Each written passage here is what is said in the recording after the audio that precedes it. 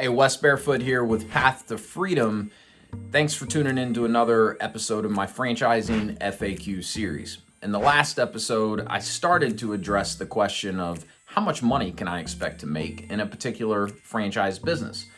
But I need another video to address this because it's such an important topic, and there really is an art to going about gathering the information you would need to accurately be able to determine what the financial opportunity is with any particular franchise business.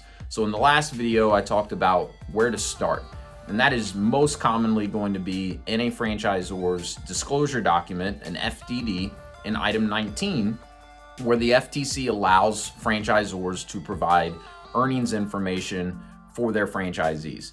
So the biggest thing when it comes to understanding the financial opportunity is to understand your cost and then understand the earning potential, right? So again, the FDD is going to be your starting point.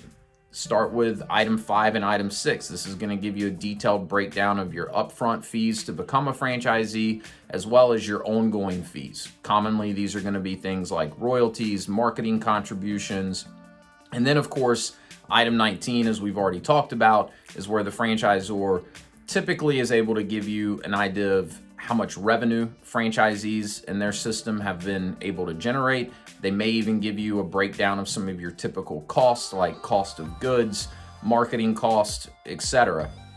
So my recommendation is take a top-down approach with this, right? Start with a blank profit and loss statement and then start filling in the gaps as best as you can. So use any hard numbers that the franchisor actually provides to you through item 19, as well as items 5 and item 6 for your cost, and start filling in the blanks, right? But chances are you're not going to be able to build a complete profit and loss statement just based on the information that's contained in an FDD. So where do you go? We've already discussed the fact that the franchisor is limited in what they can talk to you about from an earnings standpoint. So you go to the franchisees. I tell everyone that I work with, this is the single most valuable step in investigating a franchise, talking to franchisees that are already in the business. This is commonly referred to as validation. And the reason for that is when you're talking to franchisees, you want to validate everything that you've already learned from the franchisor, right? And that's not just related to earnings information. However, that's what I'm going to focus on here. So as you start to build out this profit and loss statement, you're going to likely have some gaps in it. So ask the franchisees, hey, what are your costs usually look like on this? You know, how much revenue did you do in your first 6 months of business? How long did it take you to recoup your investment? While the FTC limits what a franchisor can say to a prospective franchisee, a franchisee that's already in the business can share any financial information with a candidate relative to their experience. And most franchisees are very open and willing to share this information because at one point in time, they were on your side of the table and they remember how valuable that same input was from other franchisees already in the business. So really leverage the franchisees already in business to gather the information you need to build out a profit and loss statement and a financial model to help you understand the economics of the business. But you'll likely get different information from different franchisees. A franchise organization is no different from any other organization. There's always a bell curve. Any franchisor is going to have top performers, underperformers, and everything in between.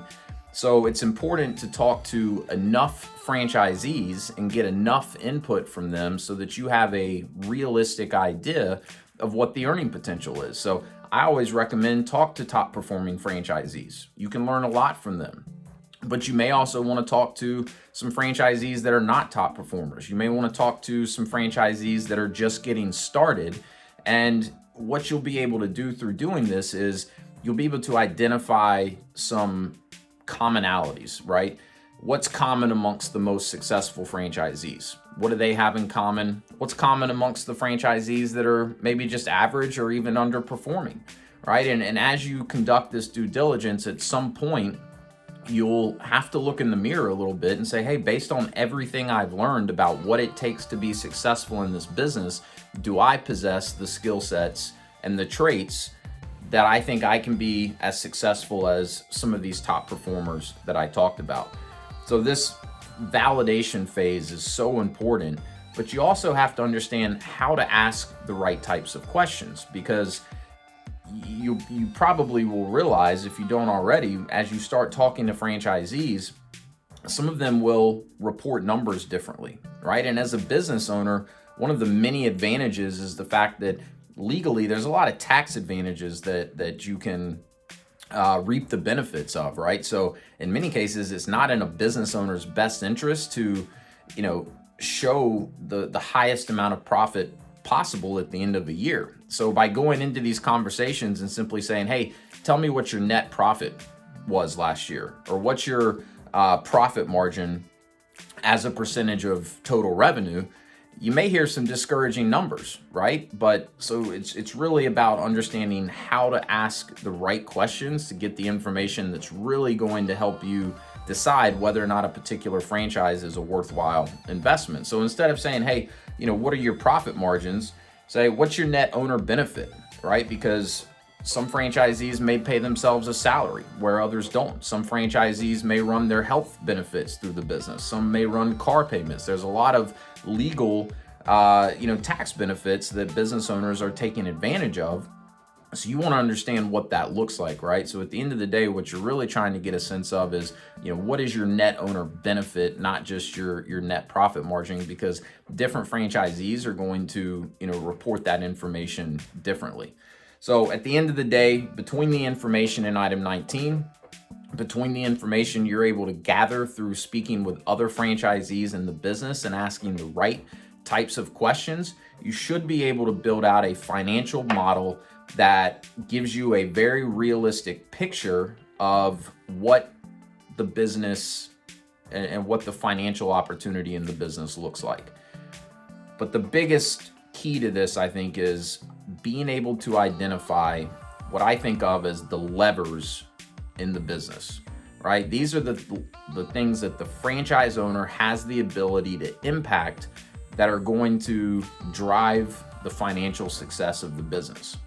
And once you've identified these levers, then you have to look inward and say, do I have the ability to pull these levers to drive the type of financial results that I would expect given the investment that I would have to make? So there is going to be, at the end of the day, a leap of faith, and you're going to have to bet on yourself, because the success of your business, whether it's a franchise business or not, is largely going to fall on you as the owner and how well you execute. So I hope this was helpful. Thanks so much for tuning in with me, and we'll see you next time.